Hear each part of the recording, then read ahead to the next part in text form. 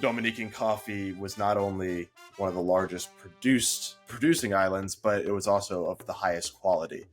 So oftentimes they call it Dominican Bonafide or something of, you would add Dominican coffee almost to a blend, or what the old-timey, British colonial blends would look like, in order to increase the quality of coffee from other islands too. And did a very, very small batch this season before this, and processed it through just a washed method, sent it off to get cupped, and those did score above the specialty coffee threshold at about an 82. Again, we go back to the economy, the ecology, and the social landscapes here.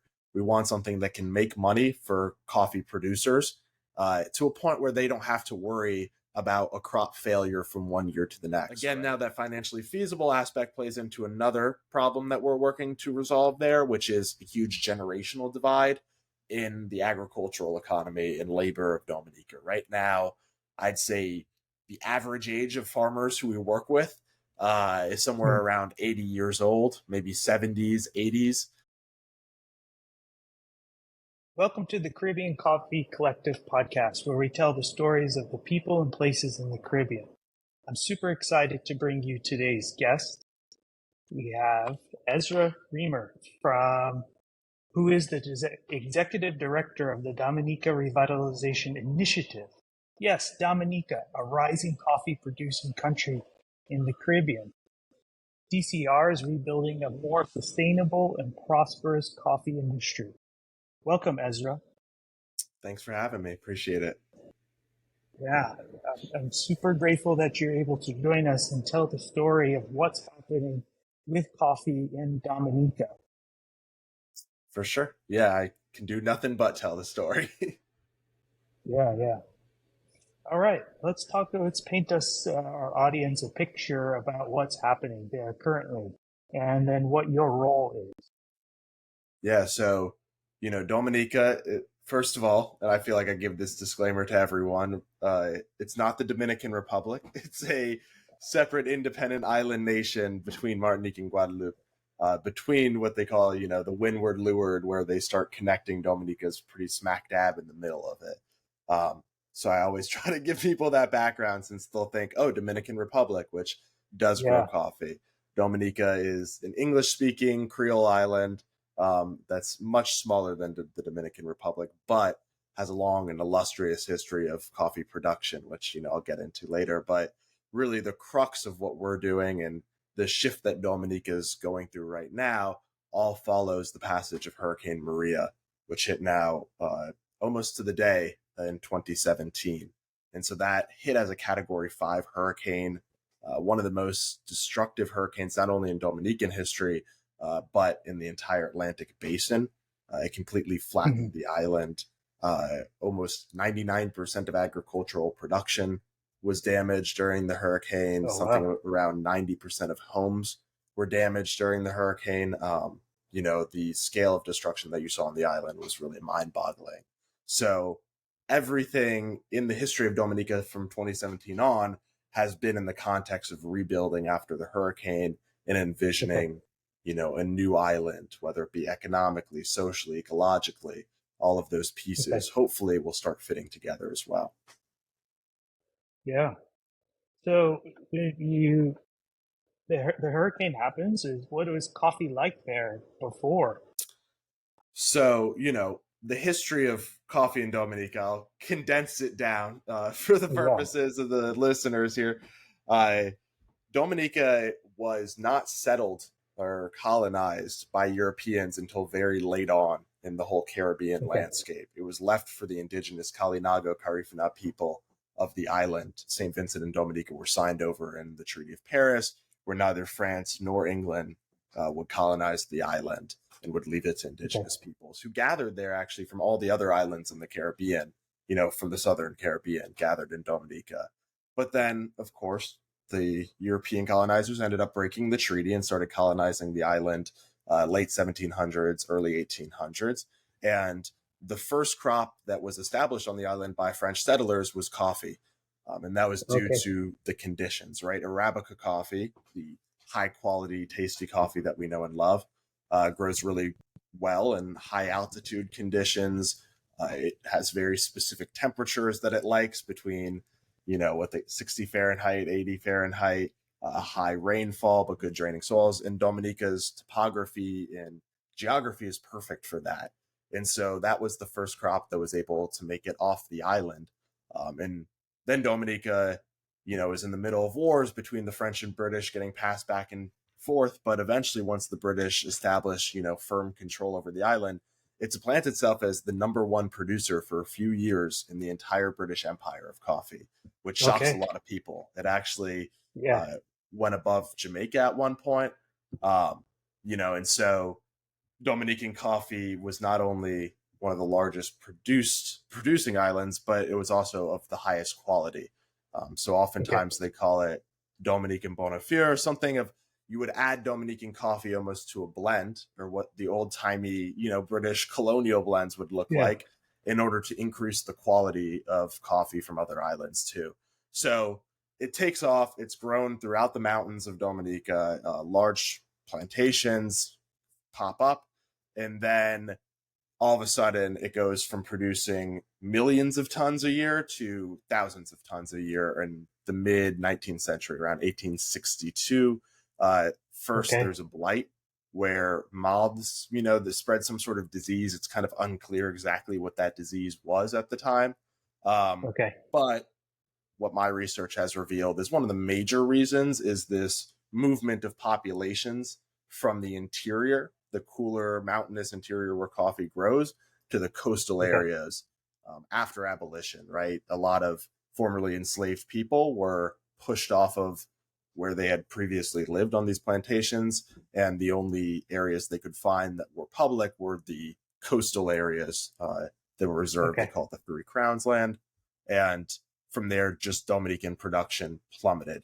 And it hasn't been able to reestablish itself as a coffee producing nation, primarily due to, the economies of scale. Once you have to compete with nations like Brazil, Colombia, the Yeah. large Yeah. producers of the region, Dominica could no longer compete. But now we're looking at a different coffee landscape that includes small scale specialty markets. And Yeah. that's where we are hoping, the revitalization aspect in the name of our nonprofit here doesn't just refer to post hurricane revitalization, but kind of this entire industry at large, which we're hoping Yeah. to revitalize, in a more sustainable manner, in a way that benefits those actually working the fields, as opposed to how it was previously produced, which was very labor intensive and unfortunately heavily reliant on, enslaved labor uh, Yeah. who did not have a choice in it.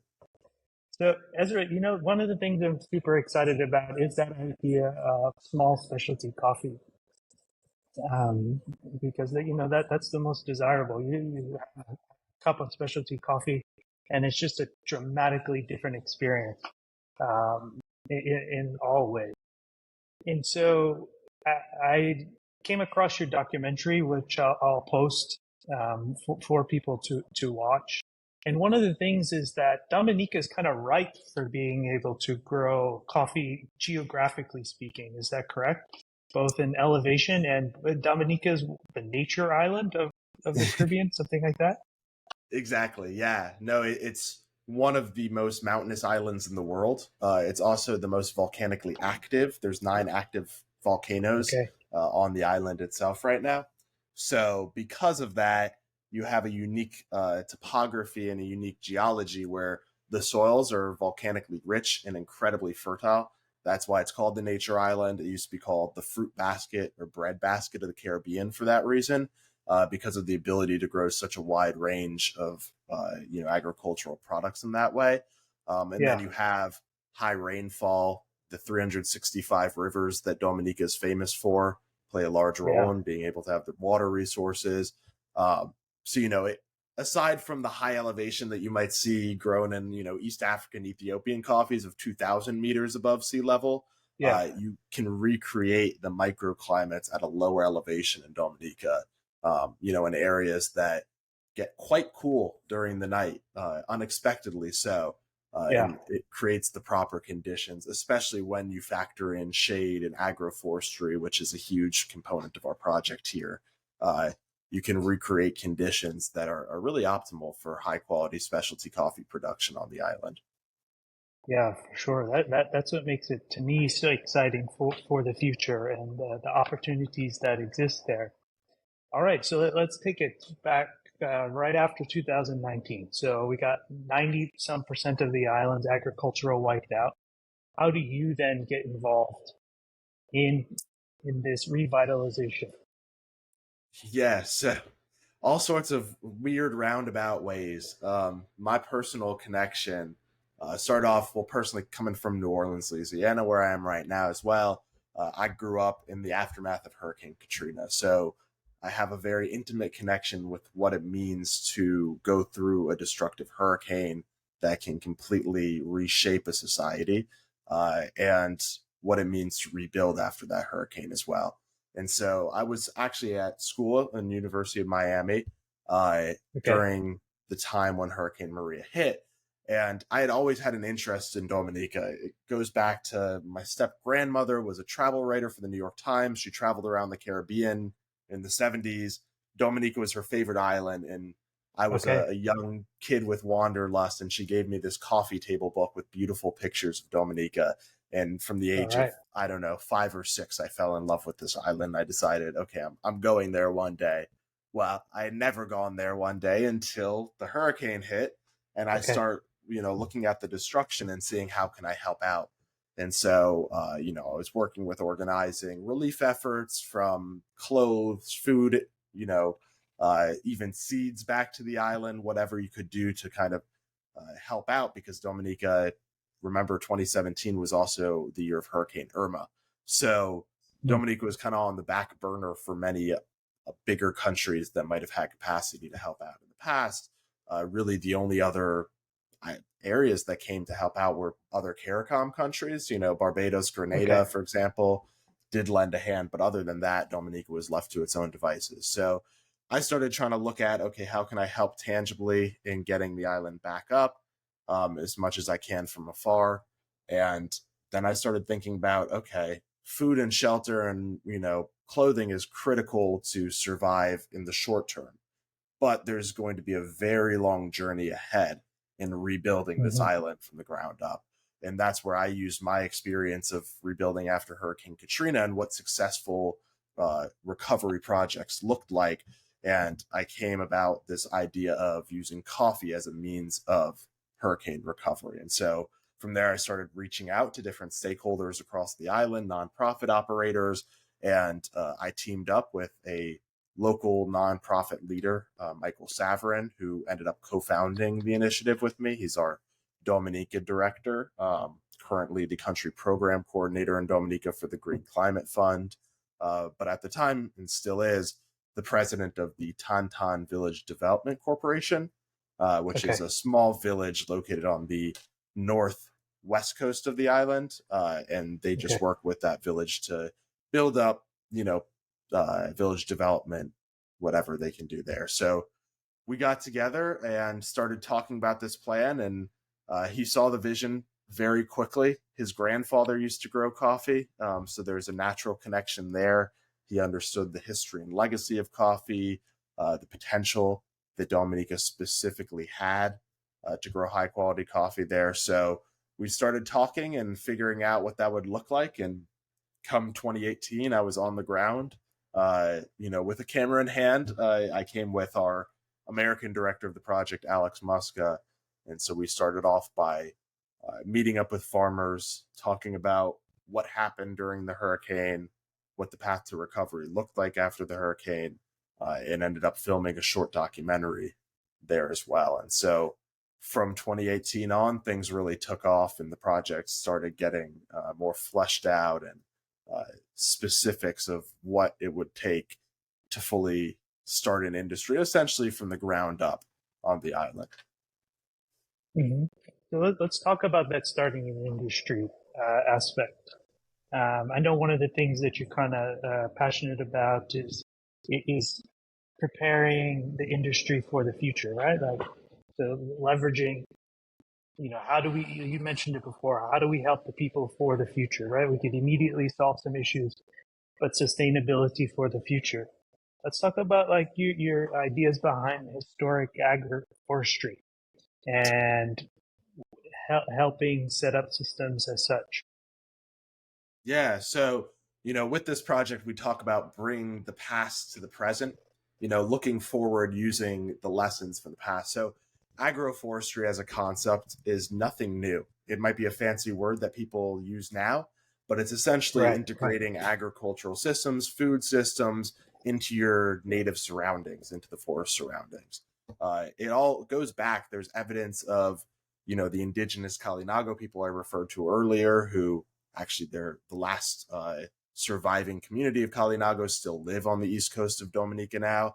But early writings demonstrate that the Kalinago had a very intimate use of the forest to grow fruits, vegetables, whatever that might be, through selective, essentially, choosing which forest trees would produce fruits for them, planting crops underneath them, and integrating in these large systems that didn't require the monoculture, the raising of forests that we see, Western agriculture really take off from the 18th century on.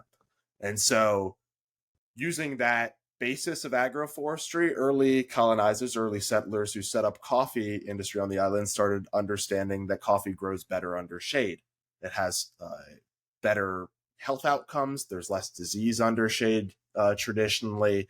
The quality is increased, right? Coffee naturally is an understory crop where it grows, wild in the Ethiopian highlands. It was grown under cloud forest. And so early coffee growers, coffee planters there's historical documentation that they would select specific, primarily endemic trees to plant as overstory above their coffee. So all Okay. of these aspects of agroforestry that we would call it are ingrained into the legacy of coffee production in Dominica and agricultural production going all the way back to the very first human arrival on Dominica. But then we start looking into how can agroforestry play a role going into the future. So there's a lot of attention that's been turned to agroforestry in coffee production worldwide, not just for quality, because shade coffee, again, has higher quality, but also for the ecological and sustainability role that it plays. Uh, when you have trees growing in a forest system, you have a lot more water absorbed by the soil in that way. There's less chance for Mhm. soil erosion and landslides Yeah. in those areas. Biodiversity increases, not just from the plants, the large trees, but from all of the networks of fungus, microbacteria, all of the, air plants, epiphytes. Then you go into the birds and the mammals, and, you create an actual living system as opposed to this very sanitized monoculture row cropping that you'll traditionally saw in sun-grown Right, coffee, right. which still exists. It does produce higher yields, but at the cost of the land quality, at the cost of the quality of the coffee as well. So for all of those reasons, we started looking into agroforestry, and then now particularly in the context of hurricanes and climate change, which is the forefront of what we're trying to uh, set ourselves up to address. When we visited farms in the interior of the island where coffee is grown right now after the hurricane, the biggest thing we heard from farmers time and time again is that the farms that had windbreaks, which are essentially rows of trees as a kind of living fence around a farm, fared multitudes better than the farms that had cut down their windbreaks, for charcoal Okay. production, whatever. So we realize, and there's a lot of evidence now to point to this, is that windbreaks do exactly as they say, they break the wind. And so when you Yeah. integrate a forestry system where you have essentially a wall that surrounds your crops, and then when you talk about agroforestry, covers your crops as well, you can break the harshest impact of those winds. And now when we're talking Category 5 Hurricane Maria, we're talking about 175-mile-an-hour plus winds. Yeah. And time again, I saw farms that integrated that windbreak and had healthy windbreaks set up around the perimeter. The crops within the farms fared multitudes better. And then the last piece, looking at climate change and what we've seen already, in terms of higher temperatures in the Caribbean, higher precipitation rates, right, which is a feedback loop from those higher temperatures and increased evaporation. Agroforestry in the presence of trees through scientific studies has been shown to decrease temperatures where trees exist by about 2 to 3 degrees Celsius on average. And so Okay. with a crop like Arabica coffee that requires slightly cooler temperatures than you can get in a lot of Caribbean island nations, lowering those temperatures by that much goes a long way. And so, it creates not only through the shade, but then in the microclimate and the biome with a lower temperature there creates more ideal conditions for growing coffee. And then lastly, with increased precipitation, it reduces risks, as I said, of flood, soil erosion, and landslides, which are a huge issue in Yeah. Dominica, through root networks that can hold the soil together, uptake excess water, and avoid a lot of the pitfalls that come from when you have, let's not just say a high windstorm, but a storm that dumps a lot of water on the island as well. So Ezra, I'm thinking we have this super ripe environment. When hurricanes happen, we developed this idea of how we're going to create a system for sustainability. Where does the your initiative live now? What are some things that you guys are working on at this point? Yeah, so I talked about building the industry up from the ground. I think that that's not entirely the case because there is coffee currently being cultivated in Dominica at a very small scale, primarily in the areas where we're focusing right now on the slopes of the largest mountain volcano, Mont Diablotin. There are farmers that grow coffee in the area known as Syndicate, Milton, but we're talking about less than a ton produced annually. So we realize we're about going to have to help develop everything from seed to cup and everything in between. So the first step was figuring out how to process the coffee that's already being grown and build the infrastructure for processing future coffee. Because it doesn't matter if we bring in new plants, new seeds, whatever, and I'll talk about the varieties that we're hoping to employ later. But if you can't process the coffee, which is very intensive, then there's really nothing that you can do with it. You're just having rotting beans on the ground. Now, the way that the farmers who currently produce coffee on the island process it, they have mills that can pulp the coffee. And then from there, most farmers will dry it on, a corrugated tin on the top of their roofs. But you run into the issue when you do that of it's very rainy during harvesting season. So if coffee is constantly drying and getting re-wet and drying and getting re-wet, you have issues of mold, mildew, and that'll, of course, impact quality and the time it takes to dry as well. It becomes more labor intensive. So the first thing that we've done in the past 2 years is we built up a small scale solar dryer. This site can produce, mid-size amounts of coffee right now, but it's more so a demonstration of what a larger scale sustainable drying facility would look like. Because when you're trying to dry coffee in a very wet environment, you need to be able to cover it properly, right? Back in the old days, farmers, cacao and coffee farmers in Dominica would have what they call the glacé, which was kind of like a rolling platform that they would push underneath their house and pull out when it would get sunny, and then when it rained, they'd push underneath. Well, that still requires a lot of work, and it still doesn't necessarily produce the highest quality. So with these raised beds, African raised beds that you see across East Africa, it allows for airflow above and below the beans so that they have a higher proportion of the actual bean getting dried. You have essentially covering that allows solar radiation to go through what would look like a greenhouse.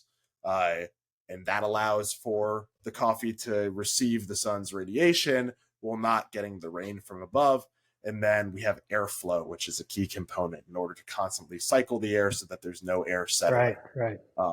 And so with the help of our partner farm that we've been working up, Free Up Farm, in Syndicate Dominica.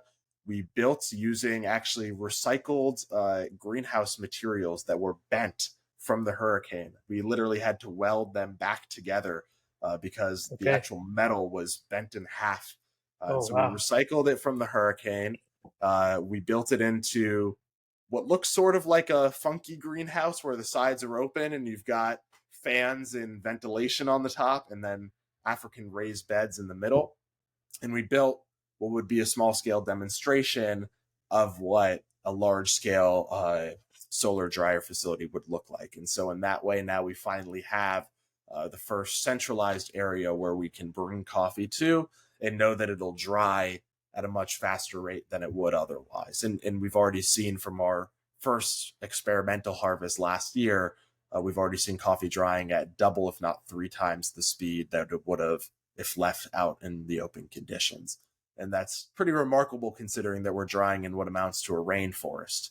So Right. aside from, the tropical storm Hurricane Fiona that we had pass through last summer while we were Yeah. harvesting, we were able to process a good bit of coffee for that first experimental harvest there.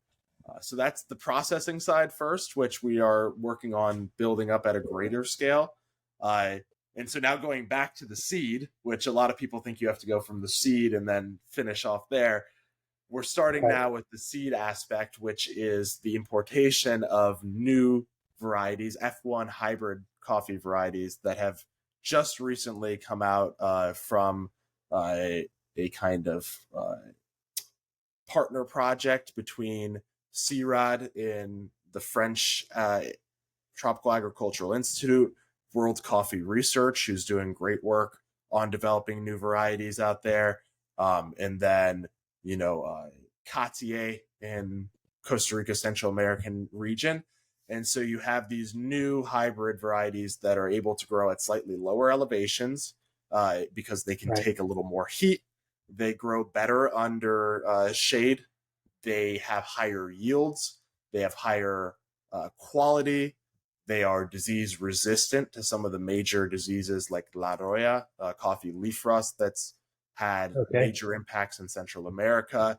And so by selectively breeding the top characteristics from the pre-existing varieties, they've developed the seed propagatable, right? So you don't have to grow from cutting or somatic embryogenesis, this very intensive process that previous F1 hybrids have to go through.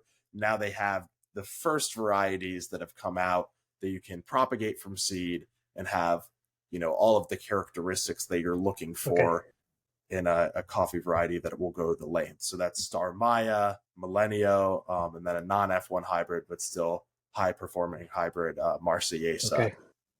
So we're looking to And how bring long those how in. long ago did you start planting those, and when would you expect your first yield?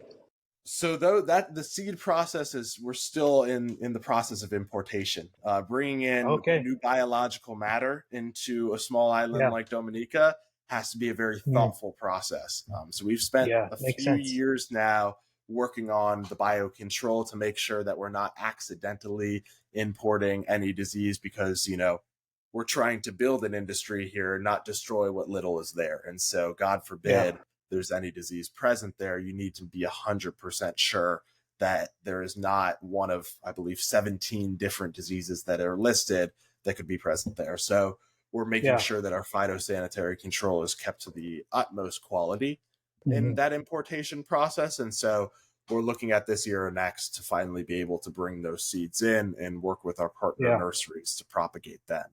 Because it does take a good few months before the plants are mature enough to be planted out in the field as well. Yeah. So we're trying to be purposeful in our approach here and make sure that we aren't going guns blazing and either Yeah. plant Yeah. coffee that won't make it or bring in seeds that could threaten any current coffee being grown on the Right. island. Right. So we're working with government partners to make sure that we are abiding by the letter of the law and going above and beyond that even Yeah. to ensure proper phytosanitary quality for everything being brought in.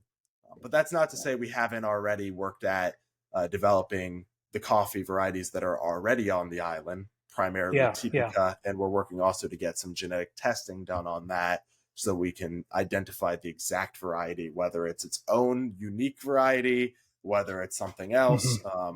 Phenotypically and through historical records, it's been called Café Dominique as the variety.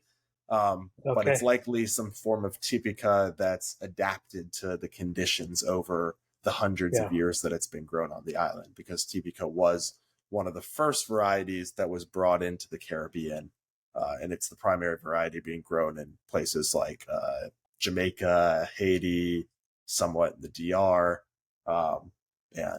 so we are looking at historical varieties, but unfortunately, the yield and disease resistance of those historic varieties leaves a bit more to want than these new developed ones that are just coming out now. Yeah.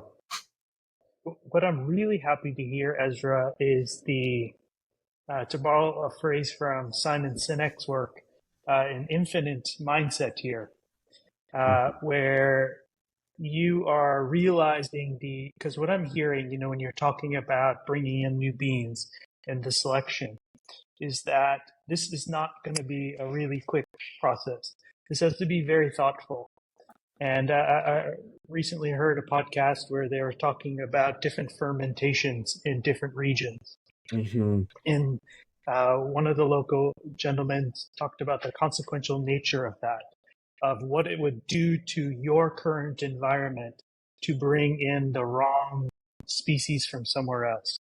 And I'm super, I think it's really important that people hear that aspect of this, the long game of sustainability, and to ensure that this system exists for Dominica for well into the future.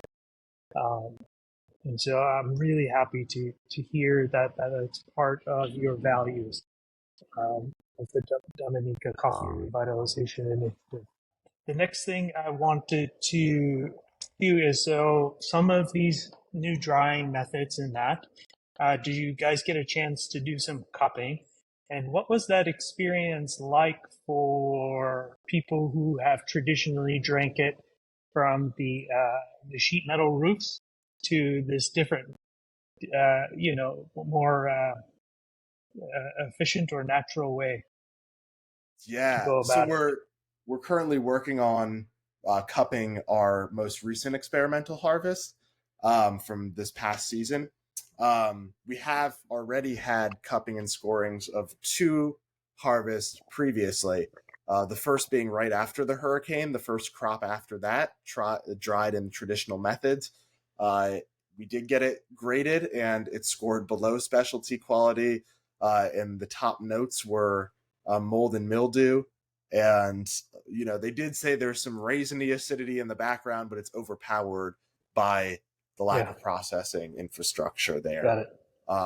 Then I went and did a very, very small batch this season before this, and processed it through just a washed method, sent it off to get cupped, and those did score above the specialty coffee threshold at about an 82.5 from a really well-renowned cupper in Portland area.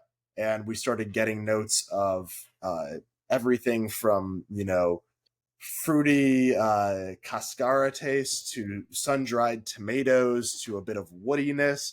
I did get to try some that I roasted up myself while I was on the island. I actually roasted it with the farmer on his farm high up in the mountain there. Okay.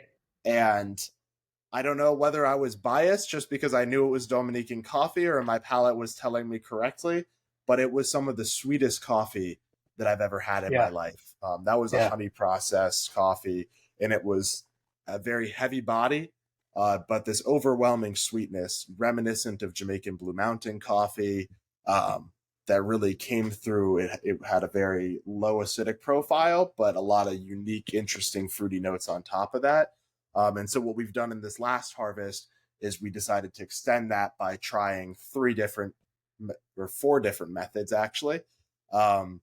We have wash process, honey processed, natural, and then we have a very exciting experimental fermentation process that we tried using starfruit or carambola from the farm that we Oh, were yeah. processing, where we actually fermented it with that starfruit and then dried it with that on top. So I'm really excited to see what that's going to yield when we cup it in the hopefully next month, and see if we can, it's not all about the score, but see if we can get some, uh, good news coming back from there. Because at the end of the day, we're still in the infancy. And so this is just the Yeah. pre existing coffee currently being grown on the island with the current infrastructure that we have to process it to see what our baseline is. And then from there, once we start integrating more shade, even more advanced drying infrastructure and processing infrastructure and new varieties, we do think that we can increase that score and increase that quality potential by a good bit. We're not getting ahead of ourselves and saying it's going to start reaching, Panamanian geisha, Ethiopian, Yeah, of course. Yirgacheffe levels, but we do think that it already is a premier Caribbean coffee, and it can reach to the really heights of what a quality coffee from an island nation can taste like. And so we're really excited about what that future holds, but then also what we're working with right now is already at a high enough quality that we can be proud of what the farmers are producing out there. So in our last section, we were transitioning to the part of the timeline that the Dominica Coffee Revitalization Initiative has.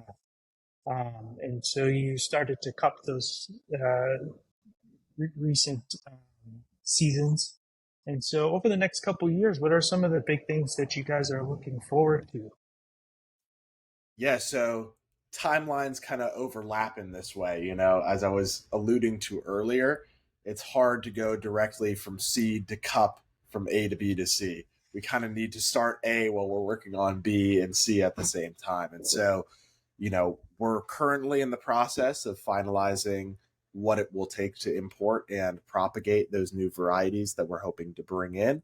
While at the same time, we're working to develop the larger scale infrastructure for processing that coffee as well. So we started now. We've already accomplished the small scale trials, building the solar dryer, which can accommodate about a ton of coffee each season, but hoping to scale that up now closer to the coast, to the villages where it's drier and hotter, and building a larger scale facility using those same concepts that we pioneered higher up in the mountain on the farm itself. Um, we're also, looking to develop what the industry is going to look like, whether it be an export industry or primarily domestic. The initial concept of this was focusing on the pathway that a lot of specialty small scale producers have taken over the years, which has been to focus on exportation, selling to higher, price markets, whether that be in the US, EU, East Asia. In the past few years, even the past few months, we started shifting our attention to the possibility of a domestic market, both for Dominican consumers and for tourists visiting the island. Dominica has spent a lot of time and energy and money on developing their tourism industry. For the Mm-hmm. longest time, it was one of the least visited islands in the Caribbean. They're Yeah. currently building an international airport on the island. Cruise ship traffic has increased exponentially. And so, what that would look like, whether that be offering farm tours, processing and roasting facility tours, because what we've seen is the original idea was we'll produce all this green coffee and send it away. But in Yeah. listening to, folks on the island who are our guidance in this initiative, right? We're not here to impose any sort of outside approach. We're really here to listen and build the entire nonprofit within the context of what the actual people of Dominica are looking for here. Oh, And yeah. time Yeah. again, we heard, please don't ship out all of our coffee. We want to taste it ourselves, number one. And number Mm-hmm. two, there's a large potential for what other islands have been able to do and actually sell that local produce and that local product on that island for folks to take back Yeah. home with them, because it is a very unique product for visitors to then take with them and have a piece of Dominica that they carry back. I know, in my travels throughout the Caribbean and Latin America in general, I always make sure to visit a coffee farm when I'm there, and I always make sure to bring a bag of coffee back with me as a little piece of Yeah. my travels there too. So we started incorporating that into our plans, and that's going to require at least some scale of roasting on the island itself as well. And Okay. so, we're working with local restaurant there. Started teaching the head chef the basics of roasting so that we can, build a foundation of at least small scale roasting capacity. And then we've already started talking with different either small scale cruise ship operators or tour operators to begin the process of what a sustainable ecotourism economy will look like.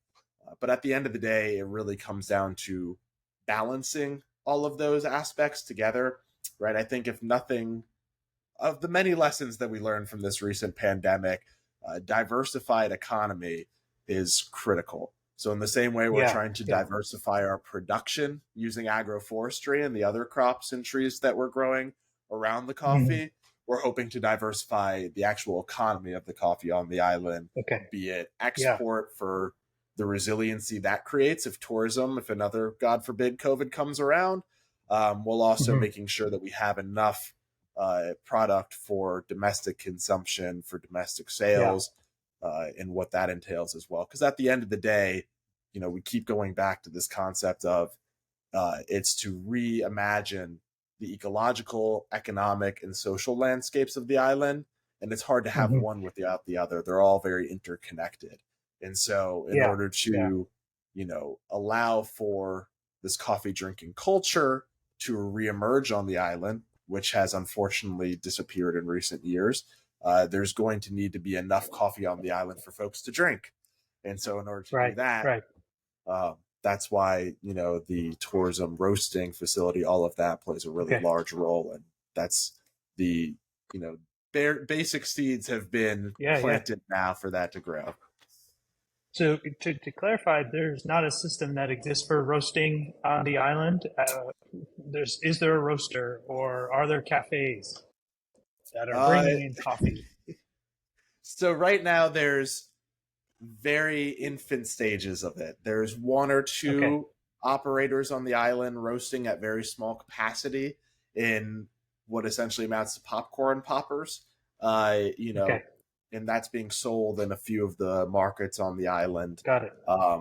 But it has its own struggles, the same struggles that we're seeing in terms of processing, Yeah. capacity, all of those things playing a role into it. And also, by nature, due to the intensive labor of roasting on such a small scale, it is Yeah. much higher cost, both for sale. So um, that's what exists now, and that is Dominican coffee. But in terms of what we're hoping for, in terms of reaching a certain quality standard, Hmm. price point, so that it's available to Yeah. for domestic consumption, all of those things. We're still working Hmm. toward that right now. Yeah. Cafe wise, in terms of a pure coffee cafe, I did see that and visited one spot that had just opened up. Yeah. Unfortunately, they're still using instant coffee Yeah. imported Yeah. right Yeah. now for that. A few new cafes are starting, the infancy stages of Okay. building up on the island right now. So Yeah. Yeah. there is a movement toward it, and that goes hand in hand with the tourism industry. That goes hand in hand with the recovery efforts. Uh, but so far, nothing on the scale of what you would see in, let's say, a place like Puerto Rico, Dominican Republic, Yeah. Jamaica, Yeah. where you have that all in one from crop to Mm. cup cafe. And I'll bring up again our Yeah. partner farm who we built the solar dryer at. Free Up Farm is the name there. They're also Okay. developing an actual cafe up in the mountain on the Oh, slopes all of right. Morne Diablo 10. So we're really excited about trying to work with them, if not official nonprofit capacity, just my own interest in working with them to build up a cafe, Yeah. because the image of being able to drink the coffee from the very land that it was grown, dried, processed, and then all the way Yeah. into the Yeah. cup is something remarkable in terms of connecting the consumer with the producer, not just through storytelling as we see in the US in specialty Yeah. coffee, but actually meeting the farmers directly, and they prepare the coffee for you. And so that's the Oh, vision we're that's working brilliant. toward It's right brilliant. now. Yeah, it's Yeah. That yet alone the beauty of diversification, the as you're landscape. yeah, the diversification, as you were mentioning before, is crucial in any industry. So as people across the Caribbean that may be listening to this. You have to have that part of your strategy. But then also, supporting, like you were mentioning about the local consumption of goods and making sure that is a key component that you could, when I consult with cafes, making sure, hey, when someone comes in, they're traveling all this far to this island, right? And for you to say, okay, we have products that come from Europe, teas from Europe, or like a box manufacturer or something. But to say, hey, this tea was grown just a little bit ago, or hey, do you know we grow coffee here? And how that changes the experience. On one of the other podcasts that we had, Dominic from Wyndham's Coffee mentioned that somebody just experienced one of his roasts. They're from the U.S. and will order pounds over the course of a year and have it shipped there. So just having a consumer have that experience, come to one of the hotels. Wow, Dominica coffee. Goes back home, has just created a new market for that farmer and for the Dominican economy. For And sure. And so, that's something, that we're really fixated on is this idea of building a certain fan base, so to speak, yeah, of Dominican yeah, coffee. And that's where export plays an even larger role, is not necessarily exporting at quantities where a cafe is going to sell it year round, as their biggest product, but perhaps as we partner with a few select, very high quality specialty roasters in the US, EU, that can then sell those roasted beans to a consumer in that country who has visited Dominica, because there's something yeah, to an emotional attachment to a producing region. And I see that time and time again where, yeah, I always use the example of, I have cousins in New York who took their honeymoon to Costa Rica years and years ago and fell in love with a specific coffee from a specific farm that they traveled to that yeah, actually yeah, exports that coffee roasted. So they've bought, how many thousands of pounds of coffee from this one farm because they fell in love with it that many years ago. And so when yeah, you can yeah, build return customers and, consumers who have a connection to your coffee, that's, again, when you talk about sustainability and long-term view, that's something that keeps coming back into your development process. There is that you have people who are connected to your coffee, they know the producer, they know how it's grown, they know the quality, and now they can access it in whatever country they live in and continue to feed back into that economy. yeah, for sure. So let's talk a little bit about what are some of your hopes and dreams for the industry, especially across the Caribbean and the Dominica Coffee Revitalization Initiative. So let's dream big here, Ezra, and let's shatter some status quo when we talk about our hopes and dreams for this. What do you envision for DCRI and the Caribbean coffee industry overall? Um, with you on nothing more than dreaming big here. I think that if we didn't have Yeah, dreams, this project wouldn't exist, because, we talk about all the trials and tribulations that we go through in Dominica and the Caribbean in general. And so if you don't have a guiding, northern star of this dream and this goal that you're shooting toward, it's very difficult to accomplish everything that you've set out to accomplish. So we continue to keep that dream as our guidance going forward. What I see in terms of the industry of coffee in Dominica is first and foremost something that's sustainable. And again, we go back to the economy, the ecology, and the social landscapes here. We want something that can make money for coffee producers, to a point where they don't have to worry about a crop failure from one year to the next, right? You talk about something that's assured. They know that they can get a consistent price per pound for the coffee that they produce. And there's some insurance to them that they're not going to lose everything that they have if a crop fails, if a hurricane comes, whatever that might be. And so, in that way, that's where the nonprofit serves as a bridge where we can uh, allow farmers to take certain risks in planting new crops by ensuring them a certain price per pound. That's where we're set up right now. And that also means developing all of the infrastructure at no cost to the producers themselves, because it's a Okay. lot of money to build drying facilities, processing facilities, export facilities, roasting facilities. I mean, I've done the the actuarial work, the what it takes to build all of that is not cheap. And so that's where the nonprofit Yeah. comes in as well, is that we build that at no cost to the farmer. The Okay. model that we're currently working to establish, once we do develop all of that infrastructure from plant, from seed to the actual cup in the end, is a cooperative model where the farmers take care of their own processing facilities themselves, where Okay. a portion of total proceeds is then reinvested back into the central mill, the centralized facility, so that that facility can continue to expand, continue to keep running, and continue to employ people, so that the industry doesn't falter if just one person, one nonprofit steps away. You have this self cycle where things continue to Yeah. run organically. And that model's been done successfully in Dominica before. You look at the essential oil company of Dominica, bay oil production, Okay.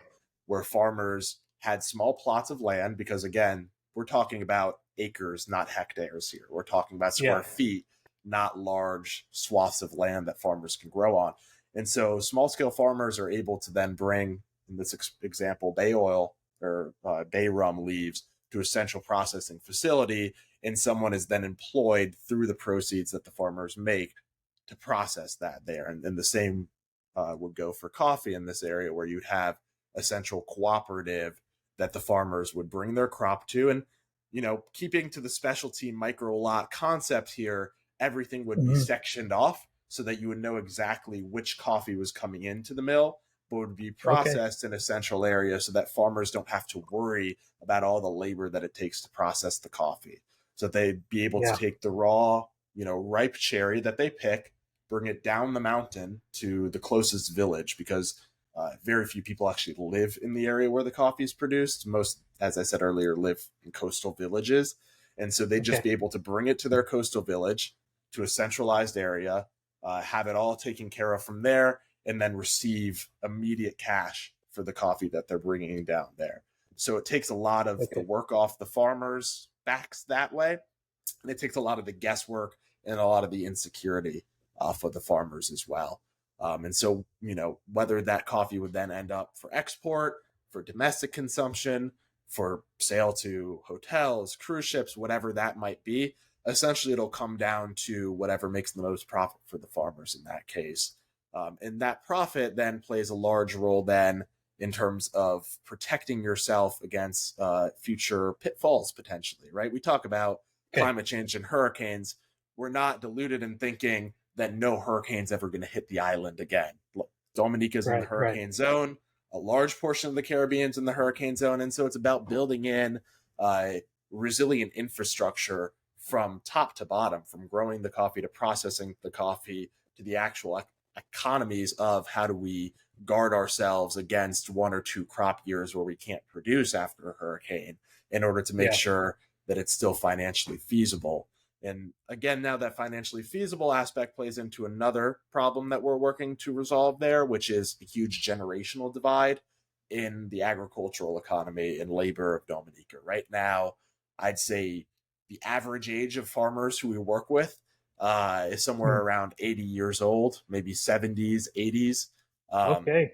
and you hear time and time again from farmers on the island that their children and grandchildren have either left Dominica seeking employment opportunities abroad, or are still on the island working in alternative industries that pay more, require a little less backbreaking labor. Because I'll tell you, Yeah. I've picked coffee for hours and hours in the sun, and it is not Yeah. easy work.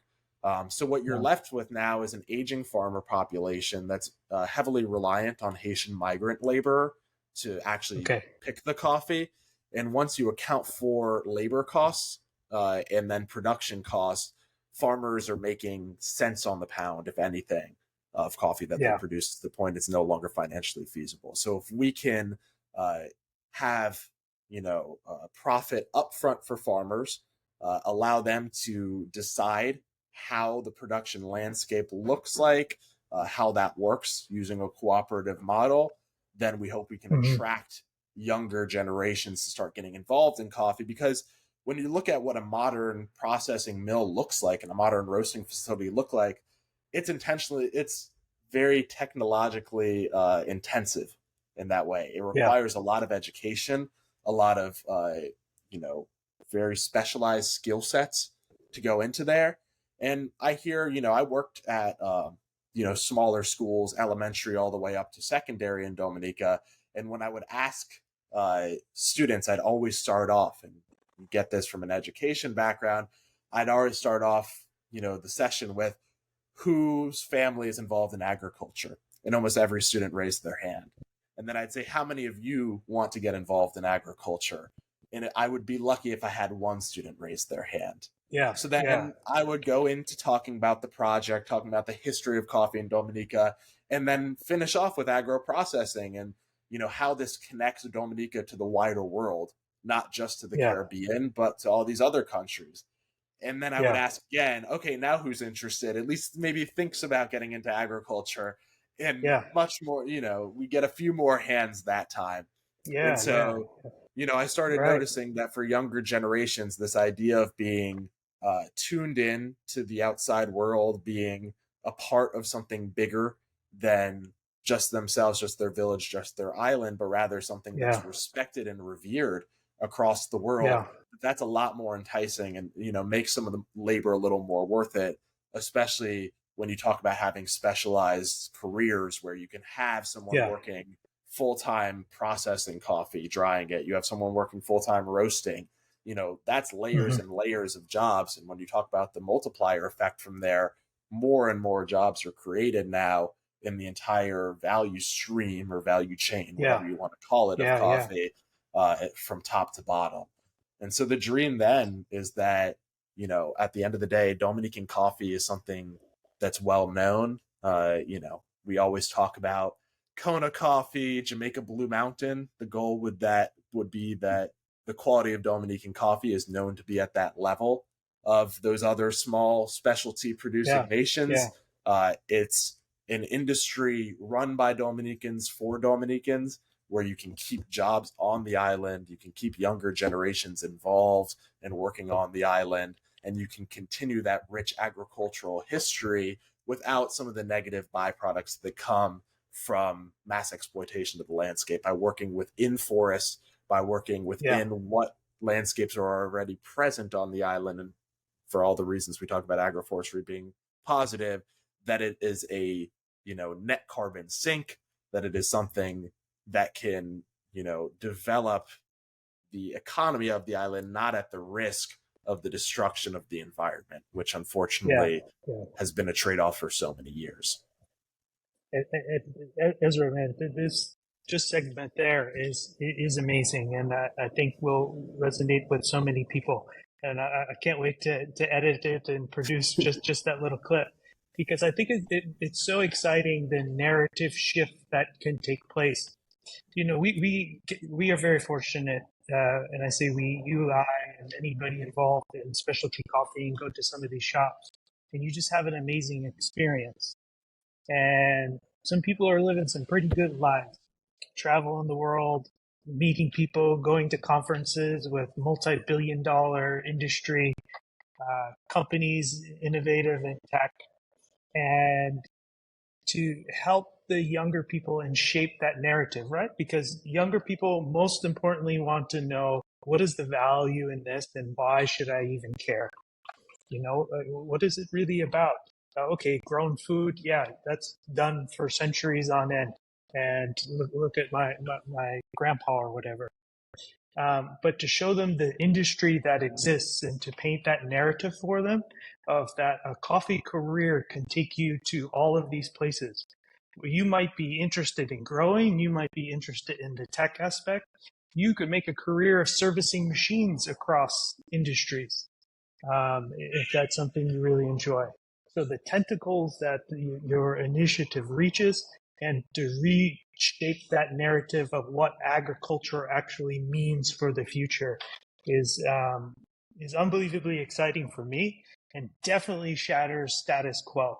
of like, we've done it this way forever, because it's not that way. And if we're going to have a sustainable future where food exists in different varieties, um, we have to be creative.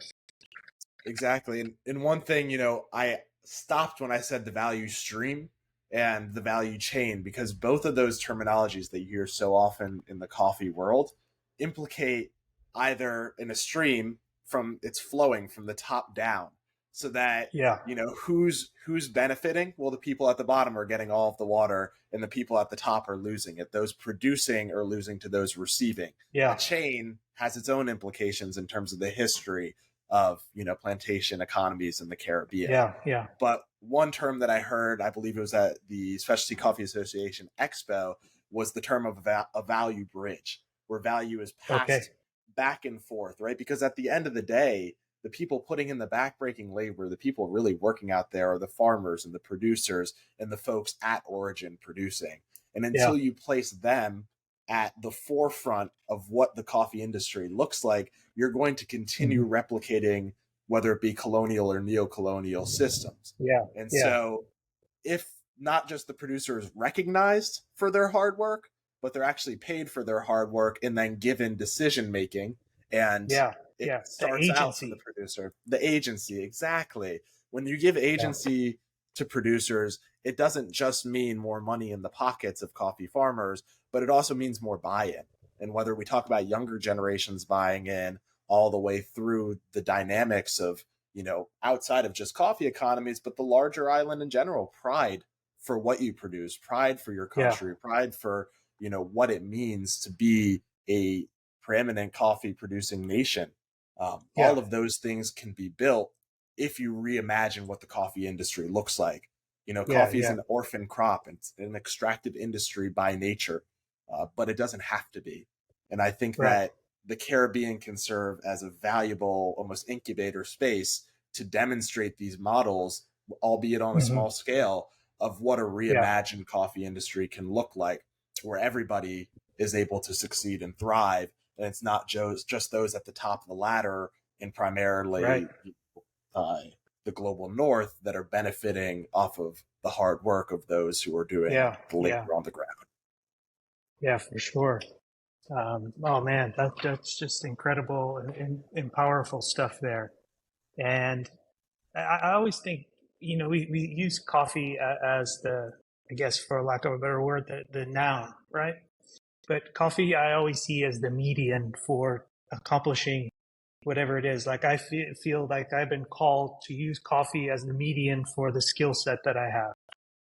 And so whether that young person develops, their initial experience in coffee and then transitions to herbal teas that are grown on the island and replicate similar systems, um, and then be able to be like, wow, I can connect this all across the world and go to these conferences and empower people within my community.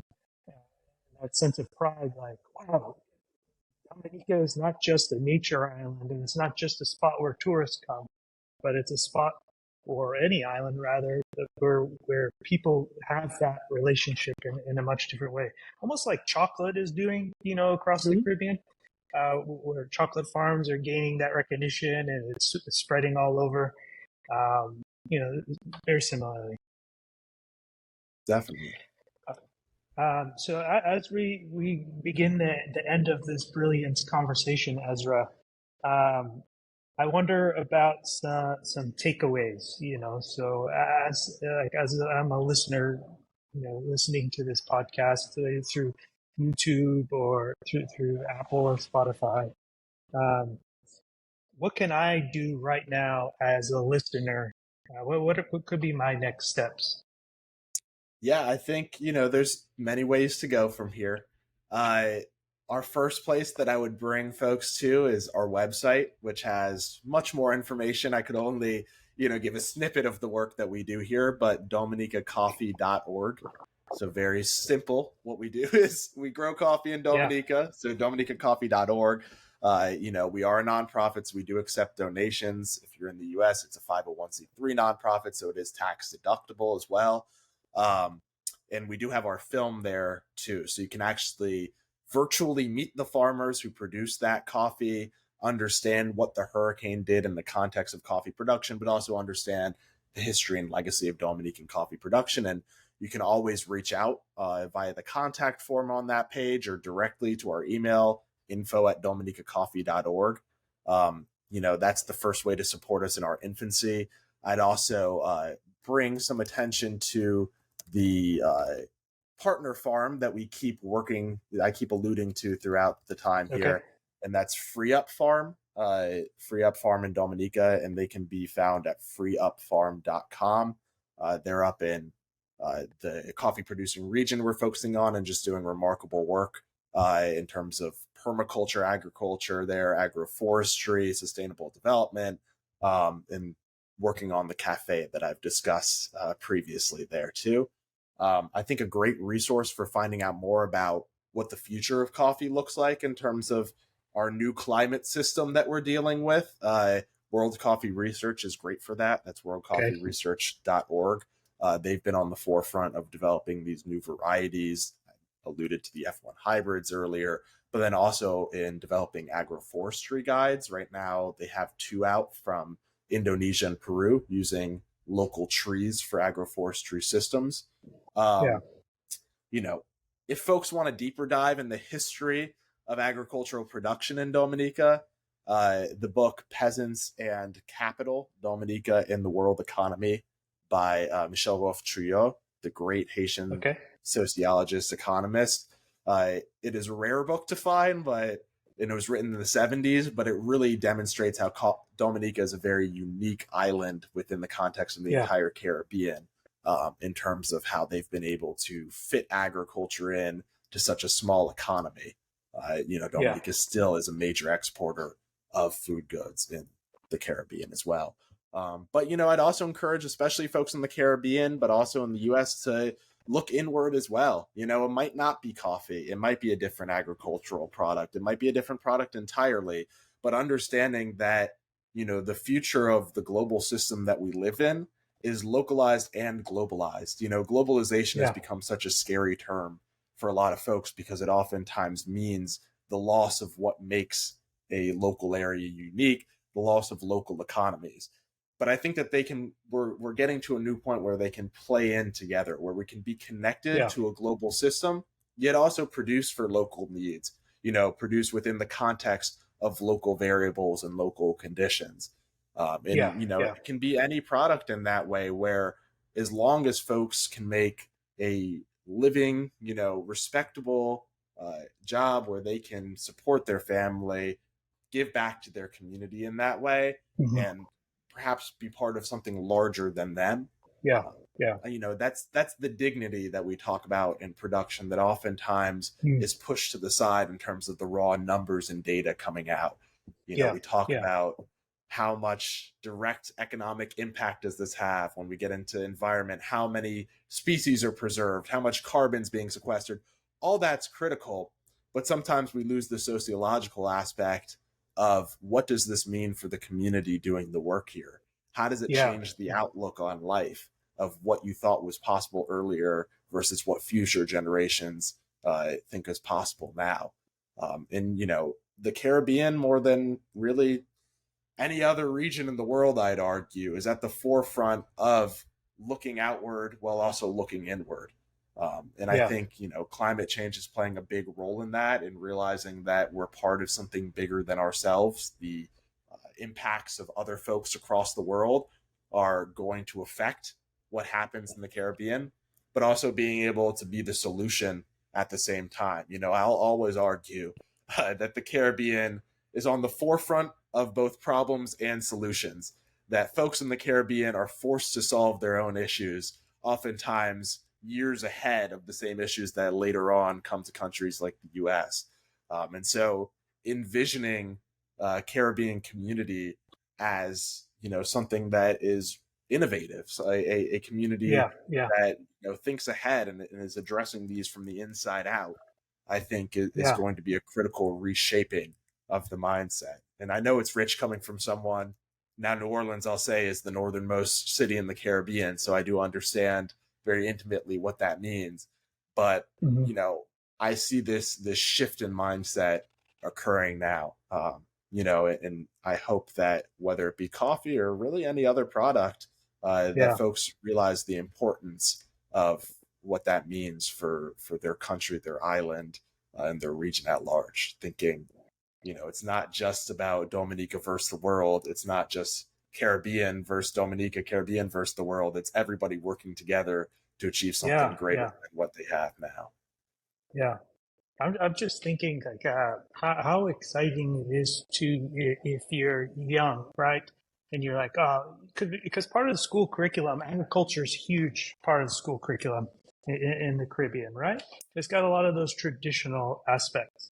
But just to know, like, or begin to experience the idea that agriculture could be inter-Caribbean, um, and that I was thinking, man, there's so many programs that exist now that did not exist 20 years ago. Like if I'm a student who's kind of interested in agriculture, like I could study in Texas A&M has a coffee research. Mm-hmm. Out in California, they have the coffee research uh, in school at University of California. I can't recall, but nevertheless, there's just so many opportunities for this to expand, and you're not just a farmer or you're Mm-hmm. not just a processor. If you are a young person and you're thinking of what are the careers I could enter, and how exciting for them, and hopefully this piece gets to them in one way or another. I'll make one of those reels or something that the kids love, and they'll be, oh yeah, look at that. I could get involved there. That would be my hope, and why that I kind of started this podcast to be able to tell the coffee stories of the people and places in the Caribbean, and know that these wonderful things that are happening, like there's cafes opening all across the Caribbean, roasteries all across the Caribbean, and hotels for 3, 4, 5-star resorts, and they need local products, and they need young people to bring them those local products and educate why this product should be served over something that is brought from a far distance. That we have these brilliant things, and so that I'm kind of excited about that. But Ezra, as we end here, I so thank you for your time and the work that you are doing in Dominica to help strengthen this one small aspect. That aspect that you're like, hey, I have a skill set that I think that I could help serve the people of Dominica. Um, and so I thank you for that work. And as we end the podcast, thank you for listening to another episode of the Caribbean Coffee Collective, where we tell the stories of the people and places across the Caribbean. And as I always say, be brilliant. Thank you for listening, and we hope you've enjoyed this coffee story from the Caribbean. This episode, Reimagining Dominica Coffee, was with Ezra Remer of the Dominica Coffee Revitalization Initiative. Details on how to connect with Ezra or DCRI are in the description. Follow us on this journey of Caribbean coffee stories. Click that subscribe button to see more of the coffee stories of the Caribbean. Give it a thumbs up if you enjoyed, and engage with us in the comments. You can listen to this podcast on YouTube Podcasts. Follow us on Instagram at Caribbean Coffee Collective or LinkedIn at Caribbean Coffee Collective Podcasts. And as always, thank you and be brilliant.